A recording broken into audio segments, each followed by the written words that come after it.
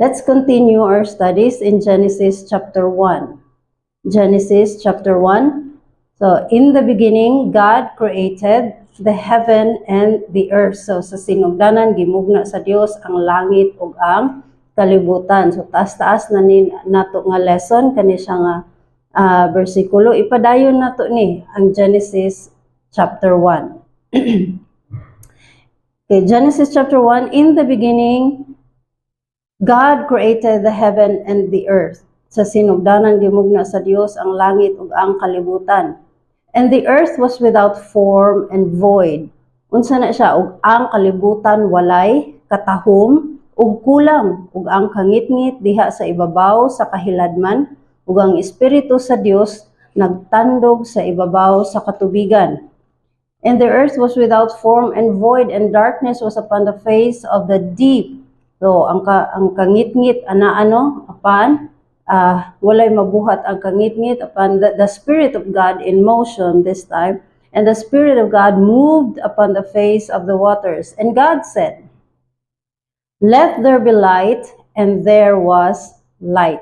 So, tuwa na siyang nahisgutan kagabi, ang Genesis chapter 1, verses 2 hangtod 4. And God said, "Let there be light," and there was light. And God saw the light that it was good, and God divided the light from the darkness. So, ang kahayag asa man kini nagikan. In John chapter 1, who is that light? Who is the source of that light? John chapter 1. Abrihan na to John chapter 1. Who is the source of that light? Okay, John chapter 1. Okay.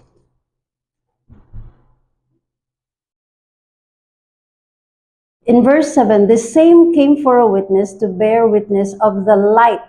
Okay, look at this here. Ma-observe na to, there is a verse 7, capital letter L. Who is this light? This is the Lord Jesus Christ.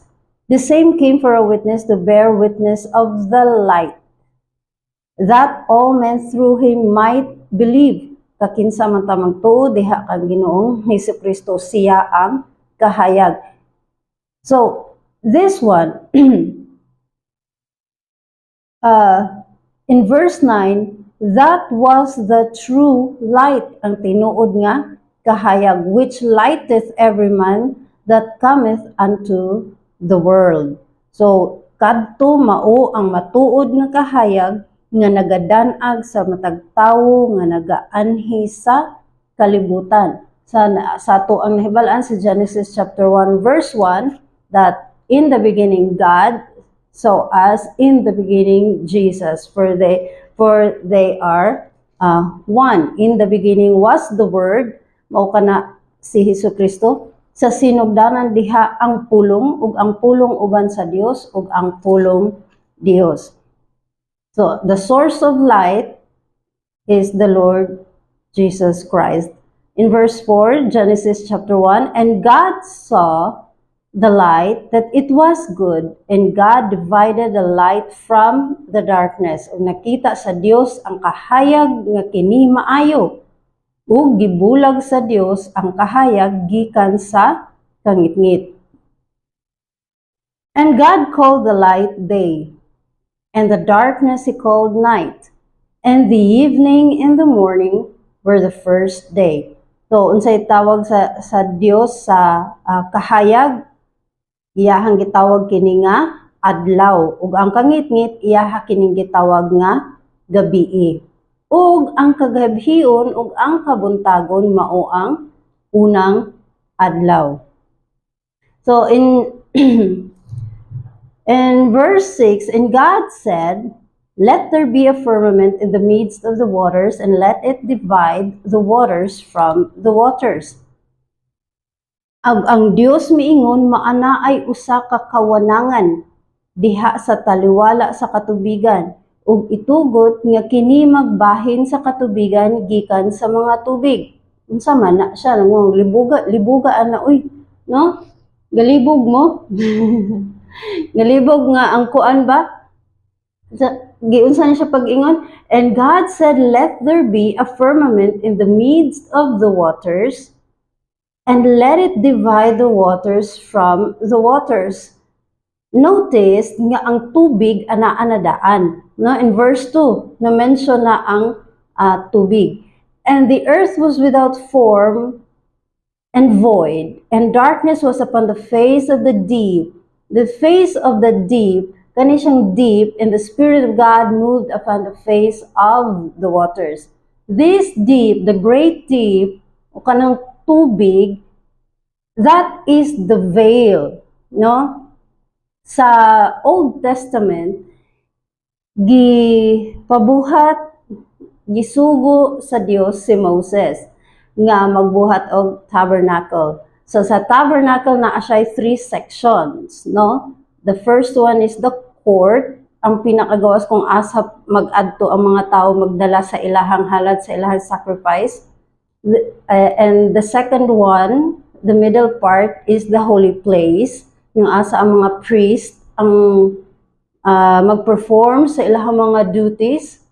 And the inner part of the tabernacle is the Holy of Holiest, which is the only furniture nga imuhang makita dito kay ang Ark of the Covenant. So the Ark of the Covenant ang naa dito sa sulod kay Aaron's rod, the 10 Commandments ug ang manna. So diha sa tabernacle naka-design na siya. Ang court is the first heaven, which is the earth. Ang ato ang makita diri sa atong space, sa clouds, sa sky nga ato ang makita. And the second heaven is the outer space. Let's say the universe. Ang outer space, ato makita where the stars, the planets, the asteroids, the meteorites, or the meteors. So galaxies, mao na siya the second heaven. And between the second heaven and the third heaven, which is where God's throne, naa siya'y great deep, no? Ang tubig. It's nag-serve na siya nga veil. Sa tabernacle, ang gidesign dito is the court, and then the holy place, and then between sa holy place and the Holy of Holiest is ang veil. No? Ang veil nga 6 inches thick na siya, nga tela, no? Walay pwede magsulod din gawas lamang sa high priest. So ang high priest ang mag-sprinkle dito sa blood sa mga sacrifices para sa atonement sa sala sa mga tao.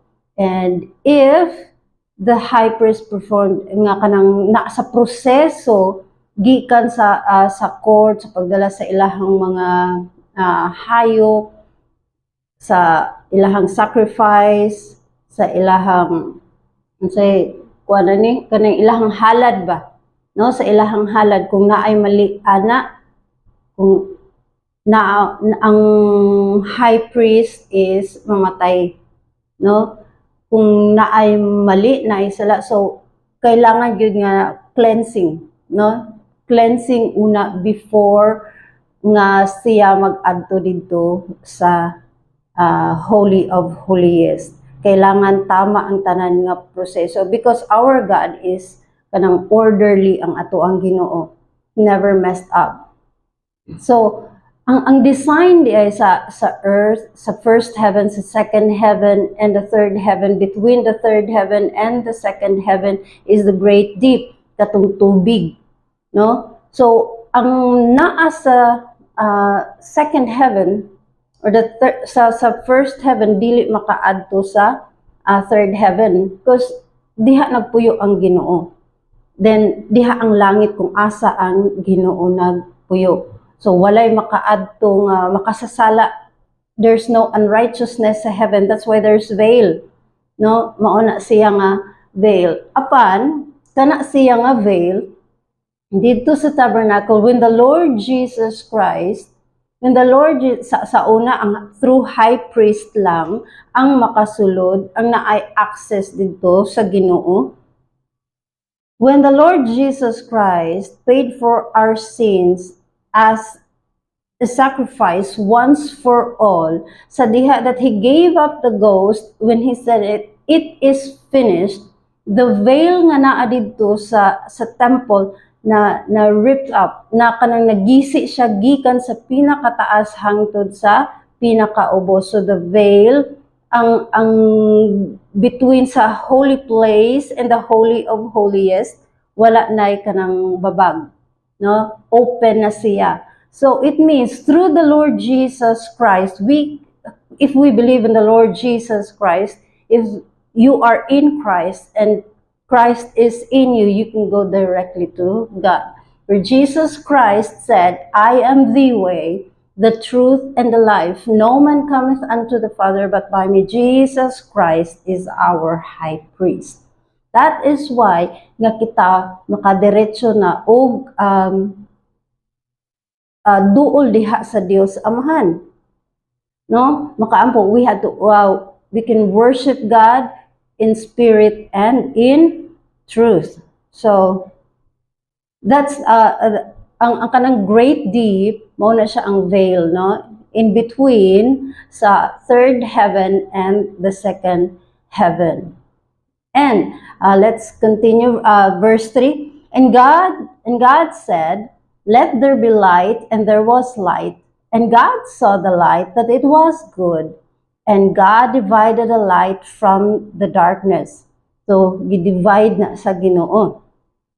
And God called the light day, and the darkness He called night. And the evening and the morning were the first day. And God said, let there be a firmament in the midst of the waters. Huna-hunaon mo ang tubig, no? Tubig na siya tanan. So sa kanang tubig, gibutangan yag space ang tunga, no? Ang tunga sa tubig. So nabahin ang tubig. Ibabaw sa space, tubig, ilalom sa space, tubig. And God said, let there be a firmament in the midst of the waters. Firmament means kawanangan, space. And God said, let there be a firmament in the midst of the waters, and let it divide the waters from the waters. So, ang nag-divide, ang nagtunga, ang nagbahin sa tubig, mao ang kawanangan. There's a space in between na sa tubig. Tubig sa ibabaw, tubig pud sa ilalom. In verse 7, and God made the firmament. So, mibuhat sa ang Dios mibuhat sa kawanangan ug mibahin sa mga tubig nga diha sa ilalom sa kawanangan, gikan sa mga tubig nga diha sa ibabaw sa kawanangan ug kini nahitabo. And God made the firmament and divided the waters which were under the firmament, under nasa ilalom sa kawanangan, sa space, from the waters which were above the firmament. And it was so. Maayo ka na. No? Kini nahitabo. And God called the firmament, unsa daw tong tawag sa kawanangan? Heaven, langit. Ug ginganlan sa Dios ang kawanangan nga langit. Ug ang kagabhion, ug ang kabuntagon, mao ang ikaduha nga adlaw. So the first day, gibuhat sa Ginoo ang kahayag. And the second day, gibuhat sa Ginoo ang kawanangan, ang space, ang firmament. And God called the firmament heaven, and the evening and the morning were the second day. In verse 9, and God said, let the waters under the heaven, katong naa sa ubos sa kawanangan, ilalom sa kawanangan. And God said, let the waters under the heaven be gathered together. So, giipon to sa Ginoo. I-imagine ninyo ha, sa space, sa tunga, space, na ay tubig sa ibabaw, na ay tubig sa ubos. And then ang tubig sa ubos ipon sa Ginoo, gigather sa Ginoo. And in verse 9, ug ang Dios miingon ang mga tubig ilalom sa langit matigom pagtingob ngadto sa usa ka dapit, ug ang malang yuta magpakita og kini nahitabo. And God said, let the waters under the heaven be gathered together unto one place. Giisa sa Ginoo, giipon sa Ginoo. And let the dry land appear. And it was so. So naay malang nga yuta. And God called the dry land, unsay tawag sa Ginoo sa katong malang nga yuta? Earth. So kanistiya, o gitawag sa Dios ang malang dapit nga yuta. Ug ang natingob nga katubigan ginganlan niya og kadagatan, ug nakita sa Dios nga kini maayo. So gibuhat sa Ginoo ang katong giipon sa Ginoo nga mga tubig, gitawag niya og seas, kadagatan, ug ang dry land iyang gitawag nga yuta. In verse 11, and God said, let the earth bring forth grass. So ang yuta na siya og Dios miingon ang yuta magpaturok og sagbot. First unsa ang giingon? Sagbot. And then the next one ang sa herba nga nagahatag og binhi, og sa kahoy nga mubunga nga nagahatag og bunga sumala sa iyang matang. Kansang binhi anaa sa iyang kaugalingon, ibabaw sa yuta o kini nahitabo. And God said, let the earth bring forth grass and herb yielding seed, and the fruit tree yielding fruit after his kind, whose seed is in itself. Diba? Ang liso naadjud siya sa sulod, diba, sa kuan sa prutas, no? Ang kasoy rin ni gawas, gahig ulo. Okay, so, ang seed, naagid siya sa sulod. Ingon din sa verse 11, and God said, let the earth bring forth grass, the herb yielding seed, and the fruit tree yielding fruit after his kind. After his kind. Ingon siya ha, ay ingon diri mubunga nga nagahatag og bunga sumala sa iyang matang, after his kind, whose seed is in itself upon the earth, and it was so. So there is a verse 11 na ay tulo ka klase sa mga tanom. No? There are three kinds of vegetation nga brought forth on the third day. So this set forth much truth relating to the human family. Kaya nga, the first division sa mga tanom nga gibuhat sa Ginoo, ang first division of the plant family kay ang first niya gi-mention is grass, sagbot. No? Ingon siya, ug siya magpaturok og sagbot. Unsa man ning sagbot? Kanang say tawag ani sa ato ba kung kita ginatawag ta og sagbot. The word of the Lord uses grass as a picture, kanang type ba, typology. No, sa Bible na ay mga typology. Let's say Joseph is a type of Christ. No, Adam is a type of Christ. Joshua is a type of Christ. So sa tao pod ang grass is a type of human flesh, no? The word of the Lord uses grass as a picture of the natural man. Unsa may natural nato, no? Ingon sa Isaiah 40 verses 6 through 8. The voice said, "Cry," and he said, "What shall I cry? All flesh is grass." So unsa daw ang kaning unod? Unsa daw ning flesh sa tao? Unsa ning natural nato nga pagkatao is like as grass. So gingon diri, all flesh is grass, and all the goodliness thereof is as the flower of the field. The grass withered. So ang tingog miingon, singgit. O siya miingon, unsa ang akong isinggit. Ang tanang unod, sagbot. So, kita is a type, ang ato ang human body, ang ato ang flesh is a type of grass. Unsa ang akong isingit, ang tanang unod, sagbot. O ang tanang pagkamaayo ni ini, maingon sa bulak sa patag. Ang sagbot, nagakalaya. Diba? Kita ka ng pag makuan tanong, matigulang ta, or maski dili pa man matigulang, but ang kinabuhi sa tao short lang, no? Gamay lang gyud, bubo lang gyud ang kinabuhi sa tao.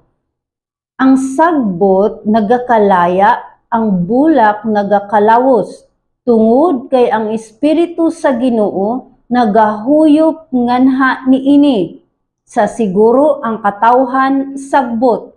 Diba? Kung mabantayan nato nga ang bulak magmo-bloom gyud na siya og to its fullest, no? Gwapo kayo pag maka-bloom na gyud siya. But after sa iyang bloom, sa pag-bloom niya, taod-taod ana magunsa naman pud siya, mga pila ka adlaw wala na, maghinahinay na siya kalaya, malagas na siya. So ang sagbot nagakalaya, ang bulak nagakalawos, apan ang pulong sa atong Dios mutindog sa kahangturan. Mao nang ginaingon sa Biblia that heaven and earth will pass away, apan ang iyang pulong dili gayud kini mahanaw. So ang ato ang natural man, ato ang flesh, ato ang human body is a picture of grass. It is weak.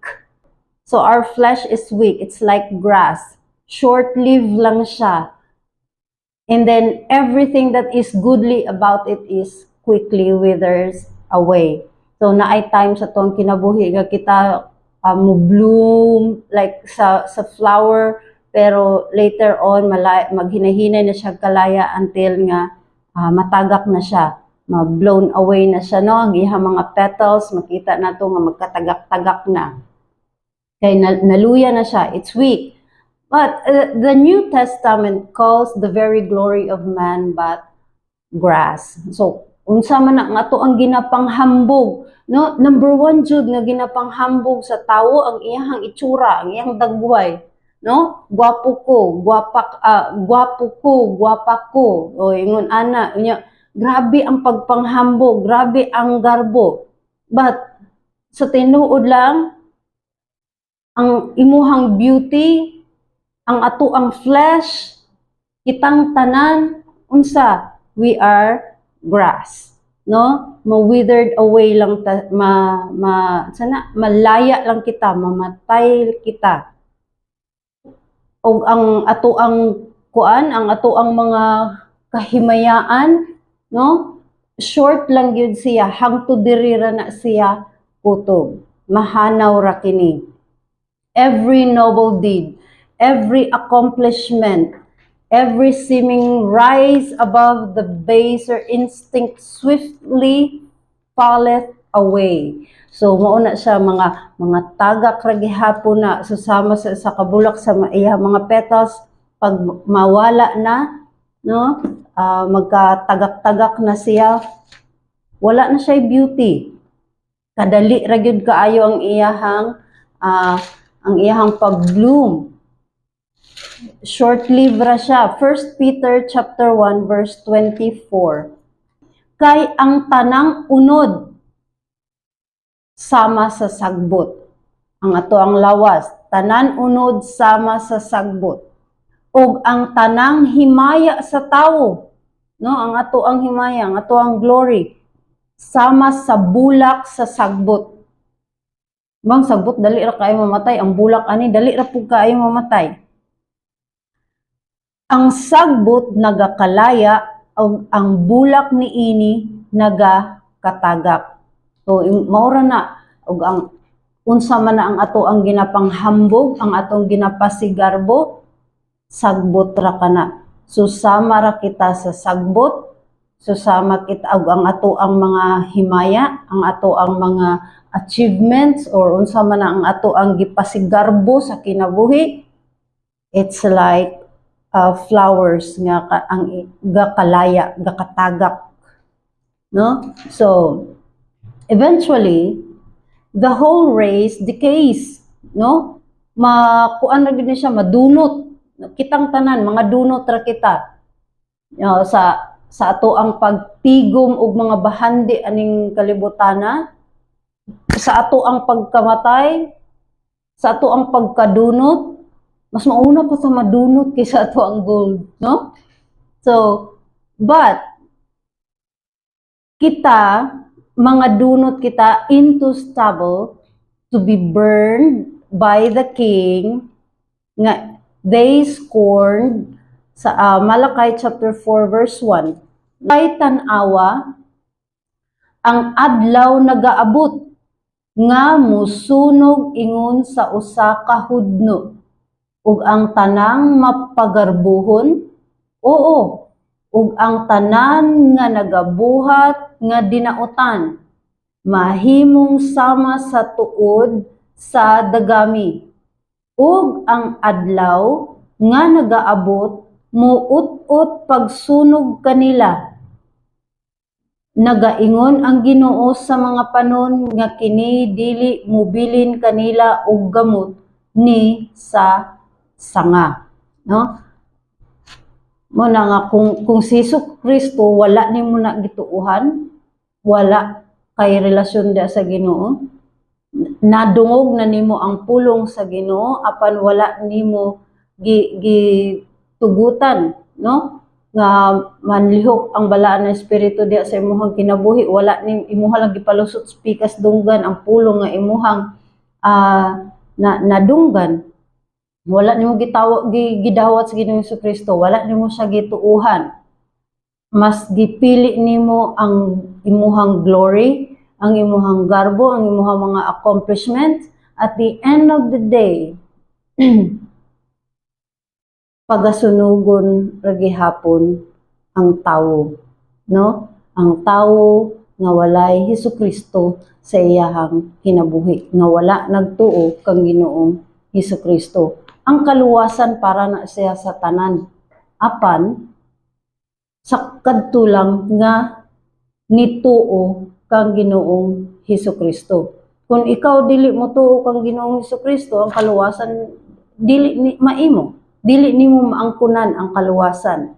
Apan ang kaluwasan is freely given, no? But it was paid by the Lord Jesus Christ. Ang iyahang balaan nga dugo mao kana ang bayad sa ato ang mga sala. Kini ang muhugas sa tanan natong mga sala. Okay, let's go back to our text in Genesis chapter 1 verse 11. Ang first nga gi-mention dere is grass. The second one is the herb. Not the second kind of plant life is the herb yielding seed. The herb yielding seed.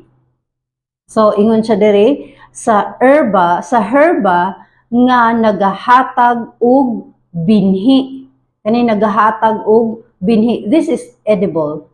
In Genesis chapter 1 verse 29. Ug ang Dios miingon, tan-awa, ako mihatag kaninyo sa matag herba nga nagadala og binhi nga anaa sa ibabaw sa tibuok nga yuta, ug sa matag kahoy diin niini anaa ang bunga sa kahoy nga nagahatag og binhi nganha kaninyo kini mahimong pagkaon. It is edible, makaon siya. Thus, of benefit and blessing to others. So, ingon anak pud ang tawo, no? It does not produce fruit, no? It does not produce fruit like the tree, but unsa iyahang gi-produce, but seed unlike the grass. This speaks to our hearts of the born-again child of God. So sama kini sa usa ka tawo nga na born again, newborn babe, no? This herb-yielding seed is like a newborn babe, may yet be carnal pa, no? But hindi man gyud na siya automatic, no, nga ang tawo pag na-save dayon ay automatic, as in nausab gyud ang tanan. So naa pa gyud, yet carnal, even sa mga matured Christian, no, makita paghihapon nato, naa paghihapon yung mga makita nato sa ato ang kaugalingon, sa mga bag-o nga babe, sa ato ang kaugalingon nga naa gyud gihapon ang carnality. So sa newborn babe, may yet be carnal, but with the care and nurture of the brethren. So kani sila, ang newborn babe, nagkinahanglan kini pag-amuma sa kaning mga bag-ong na Kristohanon, bag-ong nga nakadawat sa kaluwasan. Hebrews chapter 6. Ay ang yuta nga nagainom diha sa ulan nga nagaabot sa makadaghan nganha niini, ug nagapatubo og mga herba nga angay kanila sa kagkinsa kini giatiman, nagadawat sa panalangin gikan sa Dios. So ang mga kuan pod, ang mga matured Christians pod, no, ilaha jud iamuma ang mga newborn babe, no, ang mga born again Christians. Tungod kay ang kaning mga bag-o pa nga nakadawat sa kaluwasan, nagkinahanglan ni sila og kanang milk ba, feeding, no? I-feed sila through milk. Sa baby pa, di ba, ginapasuso sa inahan ang mga bata, tungod kay nagkinahanglan sila og milk.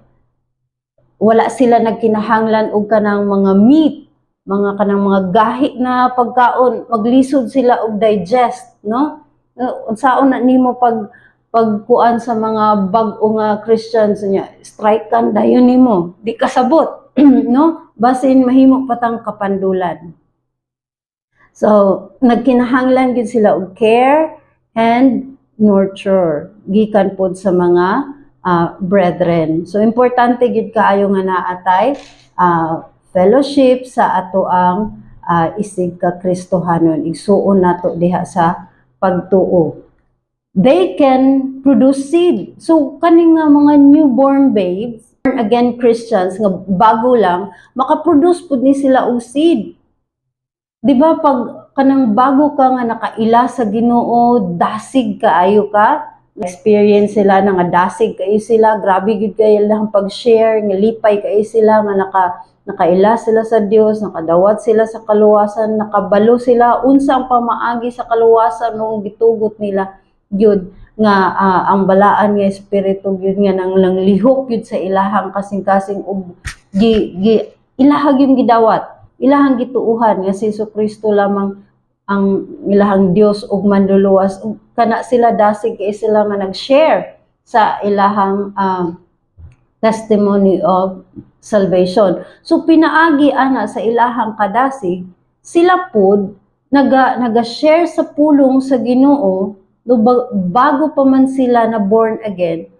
Pero kuan sila ba kanang nag-share sila sa pulong sa Ginoo, maybe sa ilang friends, sa ilang katrabaho, o sa ilang pamilya, and then sa ilang family or sa ilang friends na apoy ni tuo diha sa pulong sa Dios. So makita nato na siya, this yielding of seed speaks of spreading the good news of the gospel. So the gospel is the death, the burial, and the resurrection of the Lord Jesus Christ according to the Scripture. Nakita nato ng Mark chapter 4, Matthew chapter 13, and Luke chapter 8. 1 Peter 1:23, ingon dinhi, ingon nga gipanganak pag-usab, dili pinaagi sa madunuton nga binhi. Apan pinaagi sa dili madunuton, pinaagi sa pulong sa Dios nga buhi ug nagapabilin sa kahangturan. Once a person nga nagtuo kang Ginoong Hesukristo, tinud-anay ha, nagrepent siya sa iyang mga sala, nagtuo siya kang Jesus Christ, nga iyang Dios ug manluluwas, iyang gidawat, as in genuinely, tinuod nga siya nagtuo kang Ginoong Hesukristo, that person, gisealed sa balaan nga Espiritu, sealed by the Holy Spirit, that's the time nga siya na born again. So, ang kana siya, mo na ginaingon diri sa verse 23, ingon nga gipanganak pag-usab, dili pinaagi sa madunuton nga binhi, no? Apan pinaagi sa dili madunuton, pinaagi sa pulong sa Dios. Faith cometh by hearing, and hearing by the word of God. O nga buhi ug nagabilin sa kahangturan. That's why when we believe in the Lord Jesus Christ, kita makaangkon o kinabuhi nga walay katapusan. And Jesus Christ is the incorruptible God. So, we are sealed by the Holy Spirit until the day of redemption. Though the herb is small and weak, it can nourish and build up others. So makadasig pud siya no sa uban. Makahatag pud siya og kadasig sa uban. Mag-share pud siya sa pulong sa Ginoo. Naapoy mga tawo nga nagdawat sa pulong sa Ginoo, nagtuo kang Ginoong Hesukristo, pinaagi pud ani kanila. It can heal and strengthen in like manner even the feeble members of the body of Christ.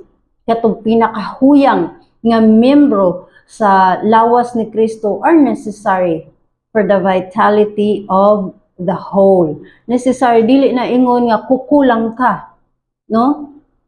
Kukulang ka, kasing-kasing ko, mas dako ko sa imuha, dili.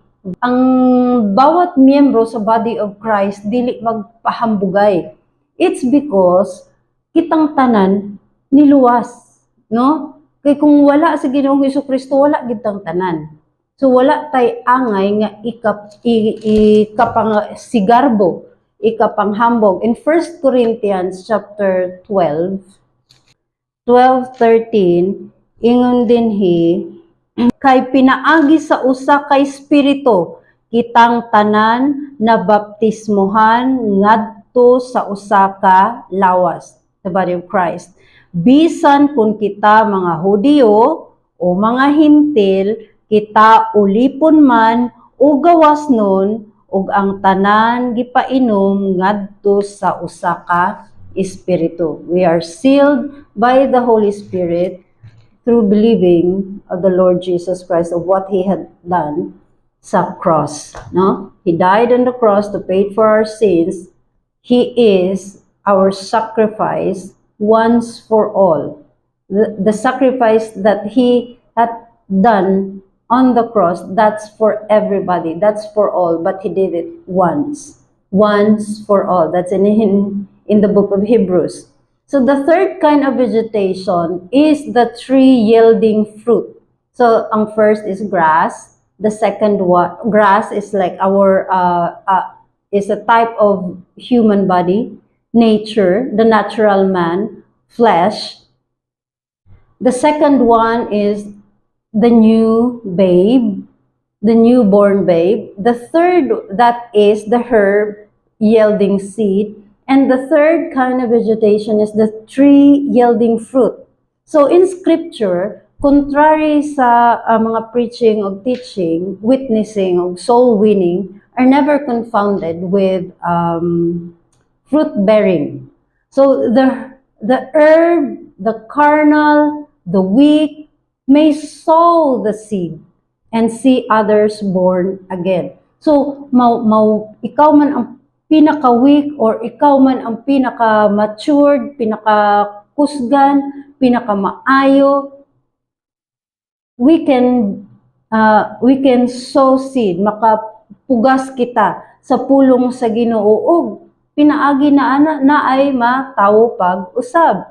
In the Bible, fruit speaks of that which is produced in mature believer.